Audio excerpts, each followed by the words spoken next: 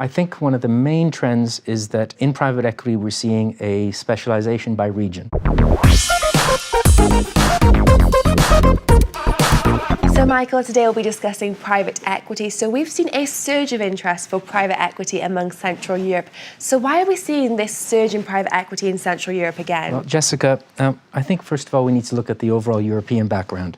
Markets and investors have not been kind to pound sterling, which is at record lows against the US dollar.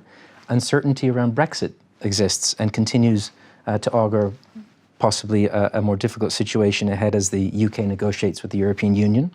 The weak euro also is somewhat worrying, as are some of the other events that are happening in Europe, particularly politically. Interest rates also, as a fourth thing, are bumping along the bottom without much hope for recovery for the time being.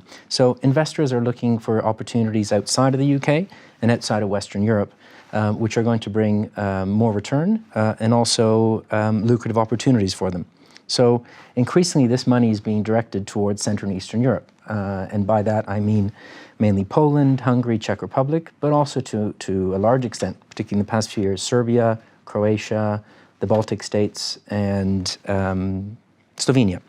So why is this happening? It's because seemingly these countries offer better value, and most importantly, they're still part of Europe, and therefore they bring a big amount of stability, which is very important to investors. So what we're seeing is a big turnaround and a change in the private equity sector of what was previously a highly prosperous Western Europe.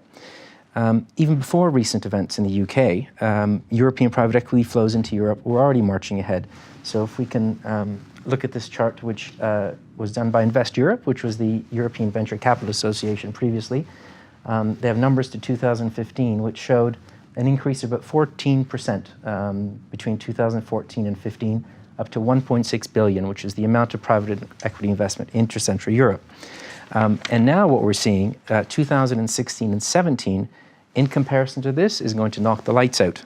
If we look at a few of the deals that are out there and that happened and are closing as we speak, the total deal flow is between 9 and 11 billion. And that's just three of the main deals, which include, for example, Anheuser-Busch bought SAB Miller.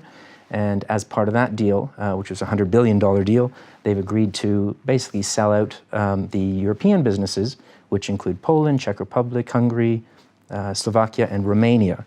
And that will be 5 to 7 billion euros alone. And some of the investors interested in these deals, in terms of PE funds, we have KKR, BC Partners, CVC Capital, and Regional Fund Mid-Europa. Local family offices in Central Europe are very interested in this kind of business also. So Czech R2G, Polish Kulczyk Investments, local family offices interested in acquiring these assets possibly, as well as industrial buyers. China Resources Enterprises, for example, is very interested. The Chinese are becoming very active in Central Europe also. So with these deals, I think we're going to see that number going to be much larger than it has been in the past. And in terms of how this fits into Europe as a whole and how big that is, to put it in context, maybe we just go to the next slide, which just shows on a per capita basis what private equity investment has been into these countries. So halfway along, you'll see Europe at 0.30%. Further down, 3/4 of the way down, is Central and Eastern Europe at 0.13%. So there is still room for growth here, and that's going to happen in the next few years, and I suspect it will continue over the next few years yet.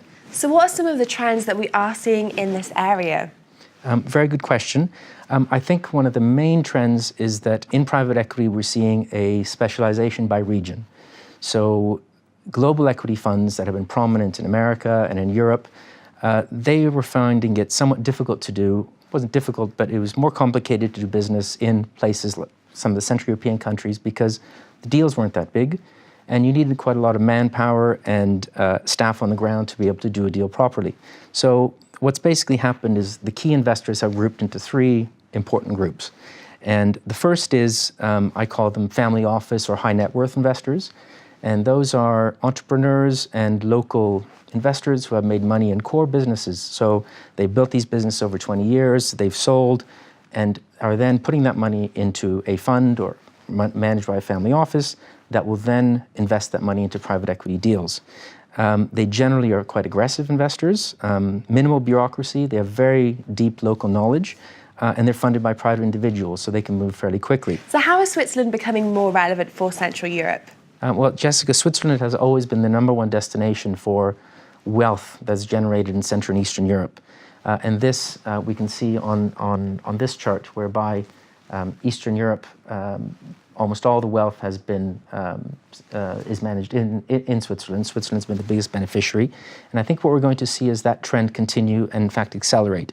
Some of this generational shift I talked about in Central Europe, which is causing owners to sell businesses and quite valuable businesses, that money will probably be coming to Switzerland in some form in terms of on the wealth management side.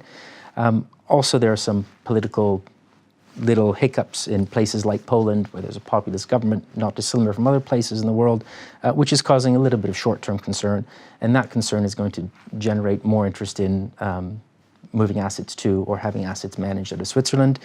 And apart from that, I think in Central Europe, no matter which country you'd go to, there's absolutely no doubt that everyone will say that the prime place for asset management, for banking, for them remains Switzerland. So I think we're going to see more of this over the next few years. Well, Michael, thank you so much for coming in today and sharing your insights with us. Thank you.